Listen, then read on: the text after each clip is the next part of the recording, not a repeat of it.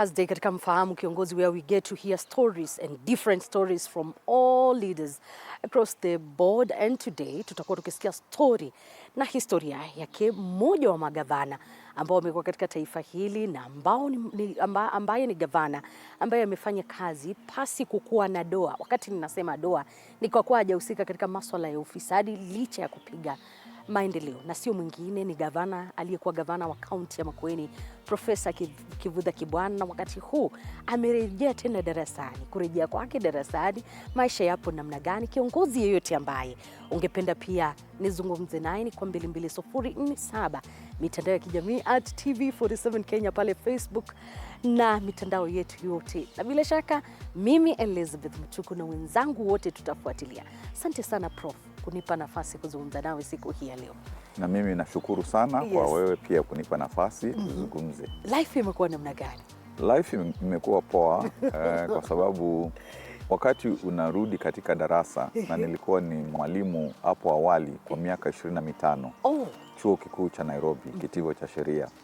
Kwa hivyo sasa ni kama nimerudia mahali nina ufahamu jinsi panaendelea, na kwa hivyo huko kufunza ni jambo nzuri, ninalipenda kuwa na wanafunzi, tunakuwa pamoja, tunazungumza pamoja, tunafundishana. You keep engaging kila siku. We keep on engaging.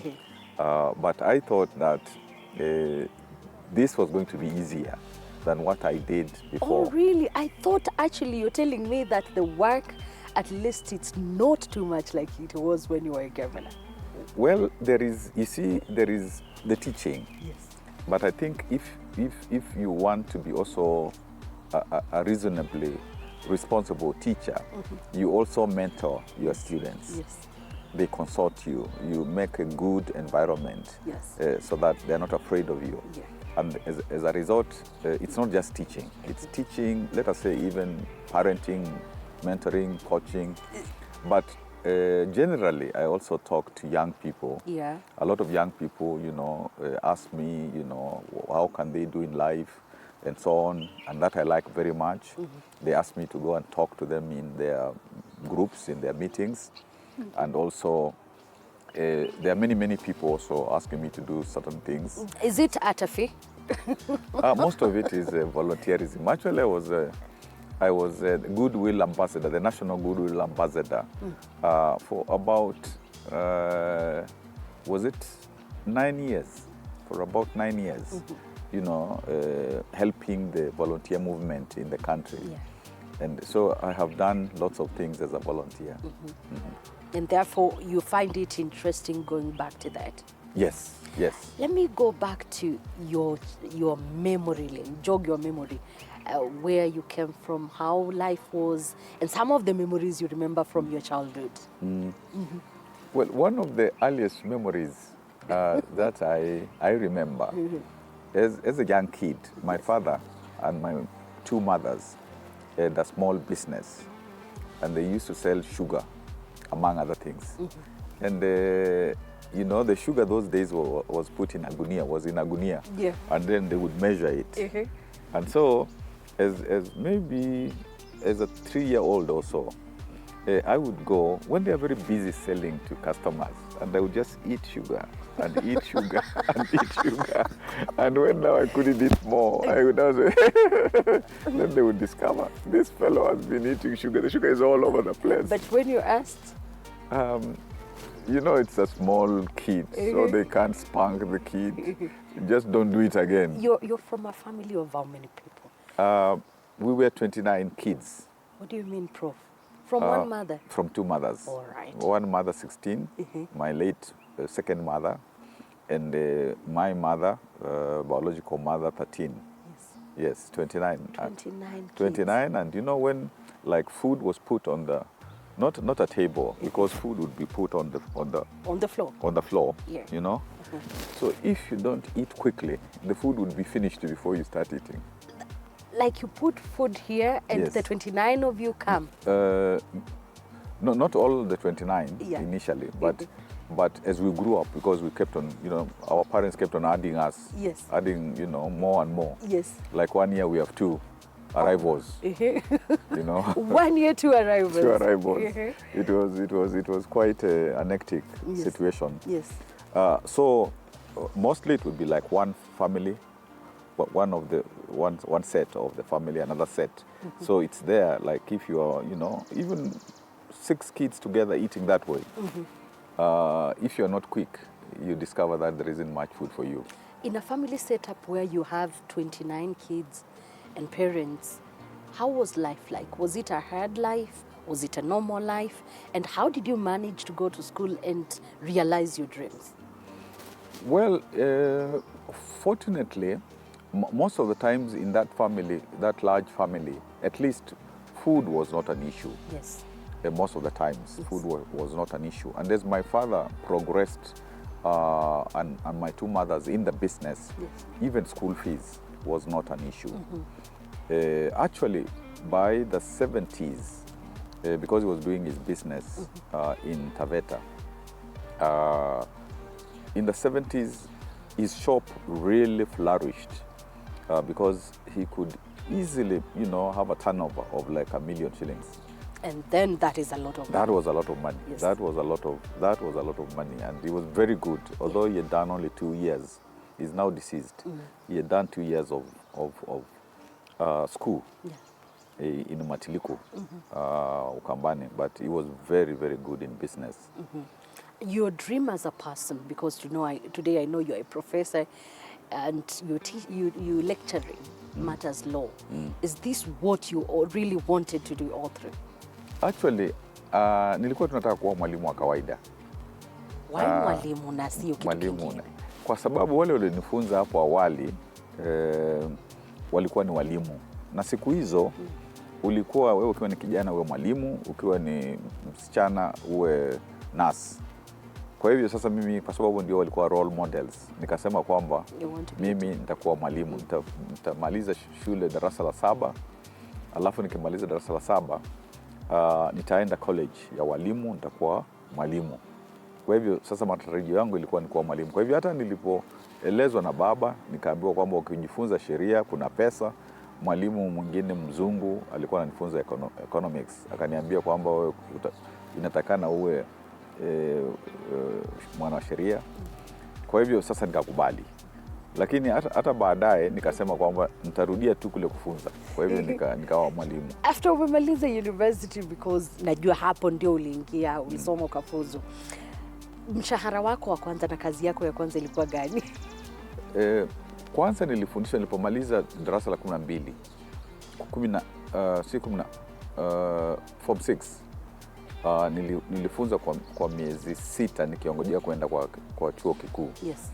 Na siku hizo ulikuwa unalipwa hata sijui kama ni 5,000 ama sio hata zifike 5,000. Lakini tulipoanza nilipo sasa kumaliza degree ya pili ya wanasheria, nikaanza kufunza university kama lecturer. Yes.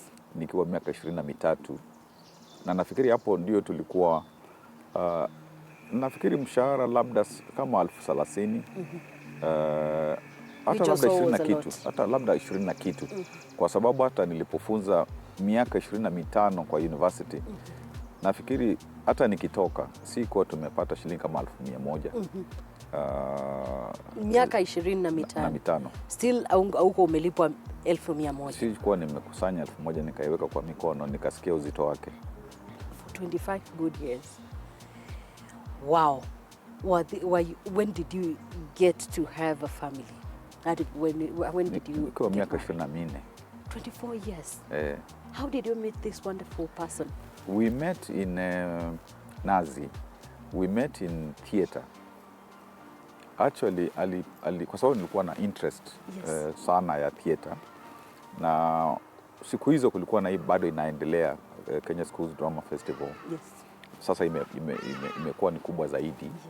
Na nikamuona akifanya mchezo na mpaka akawa the best actress mwaka wake, na nikajua shule ile ametoka. Hata nilienda huku nyuma nikinyemelea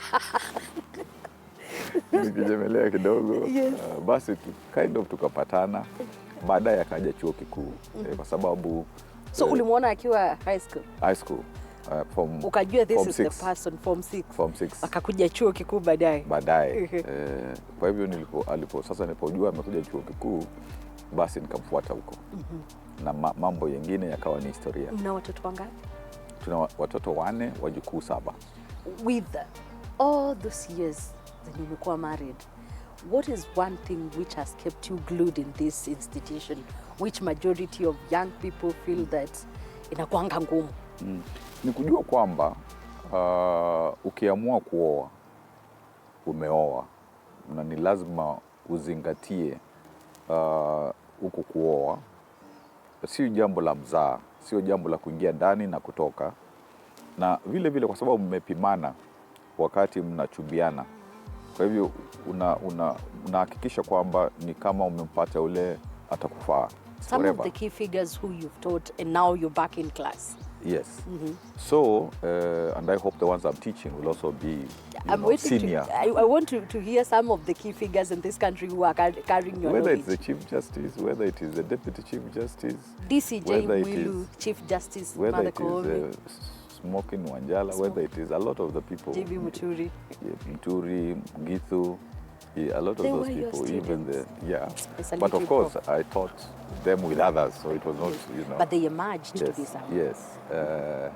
So it is that understanding, because I could have been in private practice. Some of my students are billionaires. I could have been there, but I decided public service, and therefore, because it's a conscious decision, I have to do my best in that. And then in the politics, especially as a governor, I thought that the way you can achieve a lot is just to work with the people, to respect them, to get them to do, a lot of the work. And that's why, like, we had a people's government, meaning that what the Constitution says about public participation, you actualize that in a real way. And that's why we had, like, committees from the village, committees, 10 villages together, committees in the sub-ward, so that even projects, they are responsible for their projects. They would, like, this is your project, there is a committee to look after that project, be responsible. Nobody will be paid until they sign. And they say that it has been done satisfactorily. So that it was not easy to have ghost projects. So I learned that when you want to really, do good public service, involve the people. Don't be afraid of them. They have capacity. So I thought that was some positive thing to do. Have you ever been threatened, or rather felt threatened, even your life, when you are doing activism? Yes, actually there was a time I was abducted from just as I arrived home. Yes. Actually, the children even saw me arriving and being abducted. I was taken to Ngong Forest. Fortunately, my spouse raised alarm, and those days in the 90s, I think whoever it is realized that it was now known, and therefore they just left me. They left me. Even my wife was, I think, twice. Also, once she was abducted and got out of the car. Yeah.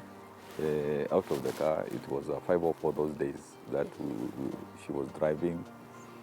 So we those days of in the 90s. Yes. When I was a governor, I was actually almost shot by when the county assembly had a meeting where they were trying to impeach me. Yes. And they had called leaders, and I went thinking that I was one of the leaders, and they said no, I was not to be there. And then when we were trying to go in, some of the police men who were orderlies for some of those leaders shot at us, and about 5 people were shot at, including my security guard who was next to me, who pushed me to the ground, my chief of staff, who is now current speaker of the assembly, a pastor who was also around, another police. So it is risky business. Wow. That is something I never thought of. But come to think of it, how did you survive in Makueni with all those projects you've done, emerged without scandals? And here you are, 10 years. Many governors who were at your time, some of them, you can see them in courts.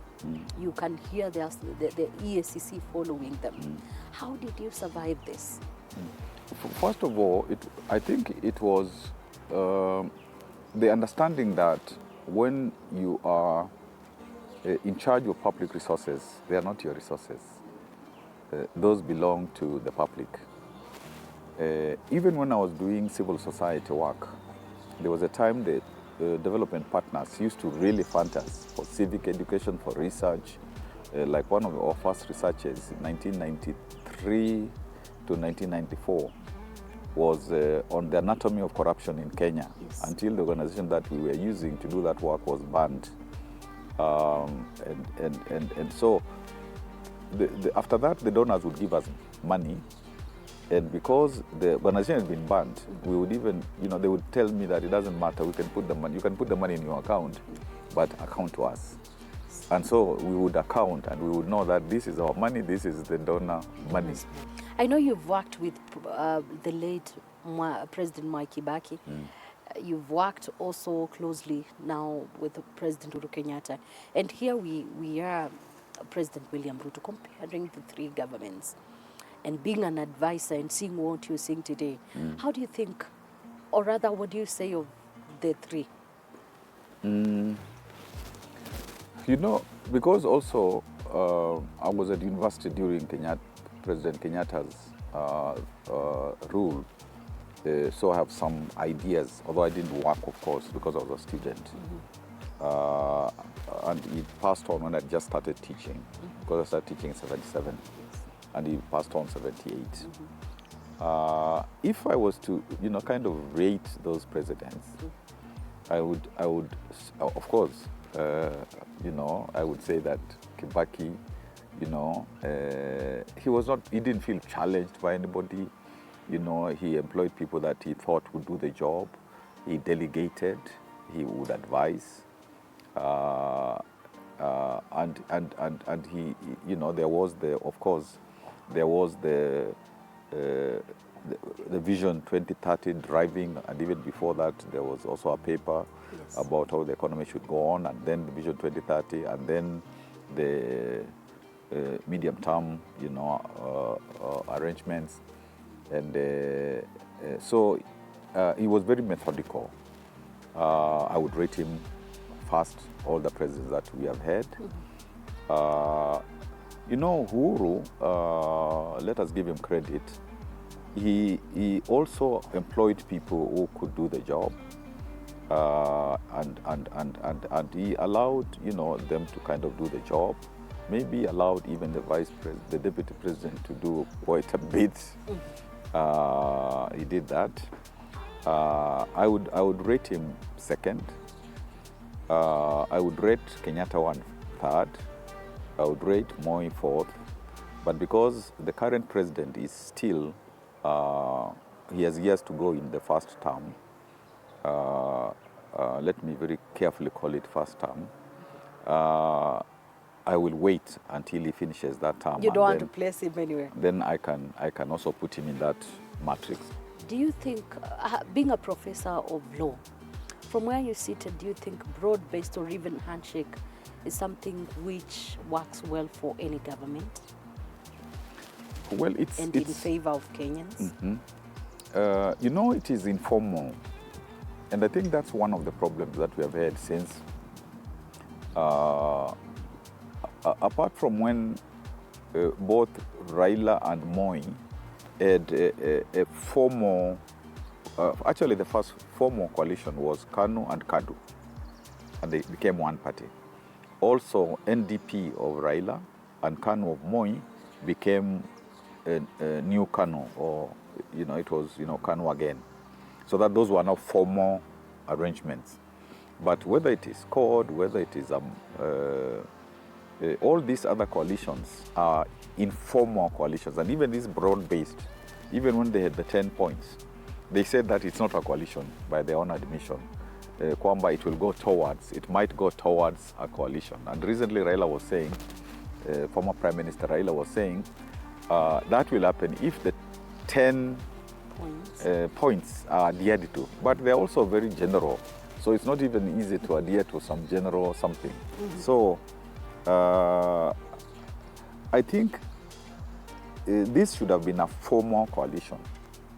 Because if it's a formal coalition, then it means that we are running a government in a democratic sense, in a proper sense. But it's very amorphous.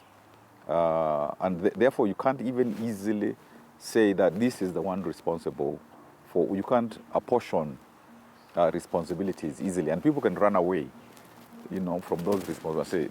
But it was not formal. So, the one who was in the government is the one who is responsible. So you keep shifting the blame to someone else. To somebody else. If today you are given an opportunity in this government, would you take it? I'm in the classroom. You don't want to go back? I'm in the classroom. Not that I don't want to go back. I'm in the classroom. Professor, we've seen people given an opportunity even from classrooms. If President William today was to appoint you in any position, would you take it? He knows he can't appoint me because he knows I'm in the classroom. You're just being smart with words, but I appreciate that. If you were to change one thing in this country, what could that be? To make the youth have hope. Having spoken of the youth, there were Gen Z protests, and you are in activism as well. And you've spoken of patriotism. Comparing then and today, where do you think they've gotten it right or even wrong?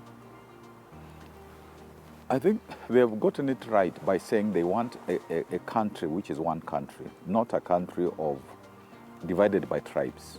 When they say they are tribeless, I think that's the future. The future is there is positivity in our cultures, but there is negativity in saying that I can only talk for my tribe and I can only employ people from my tribe and I can, that kind of inward-looking conduct.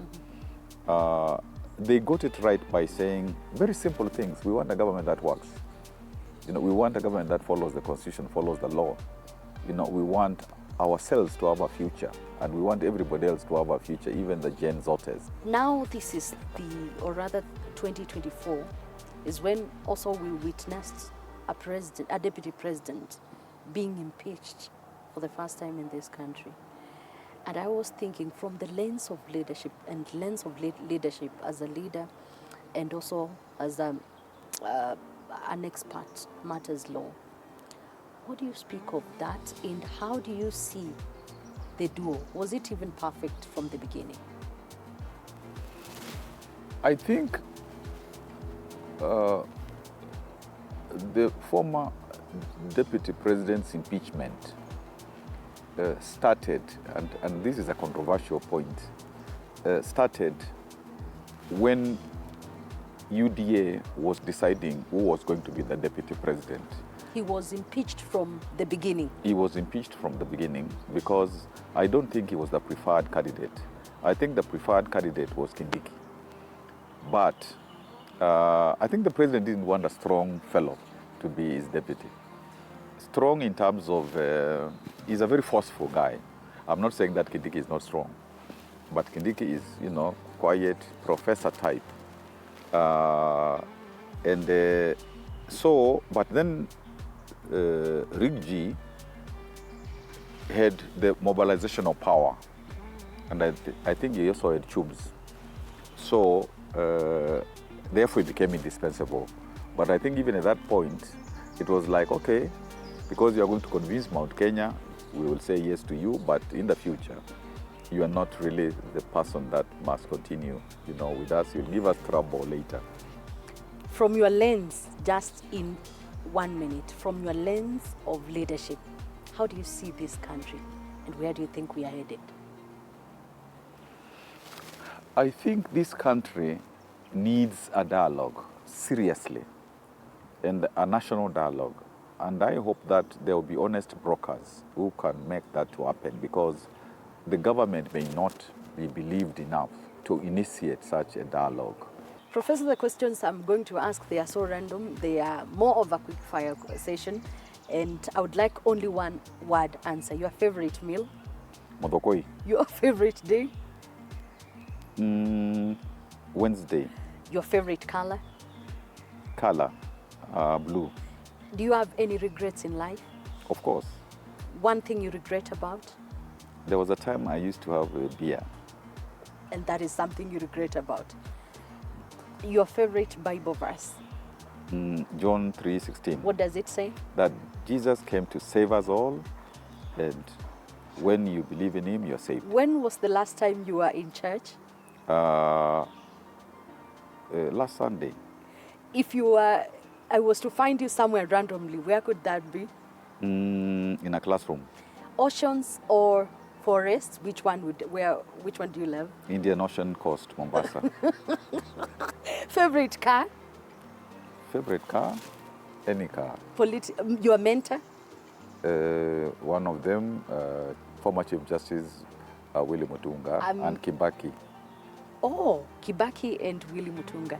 A meal you can cook very quickly. Myself, I can. Actually, I used to cook a lot, and I can cook mudokoi. I can, some eggs. If I was to find you with one thing you cannot miss, which is the one thing? A pen. Thank you so much, Prof. I end it at there. Keep writing, keep teaching, and we appreciate one word, or rather your last word to the people who are watching you today. I think let's really protect our young people. They are 70% of us, our future, those who are old. We have lived enough years. Let us really empathize, and let us, follow the Constitution. Let's follow the Constitution. Thank you so much, Prof. I appreciate hearing your story. I'll keep coming. This is not the last one. And thank you so much for watching TV 47 Mfahamu Kiongozi. I believe you've taken home one or two things. Let them shape up your life. I'm Elizabeth Mutuku. Keep it TV 47.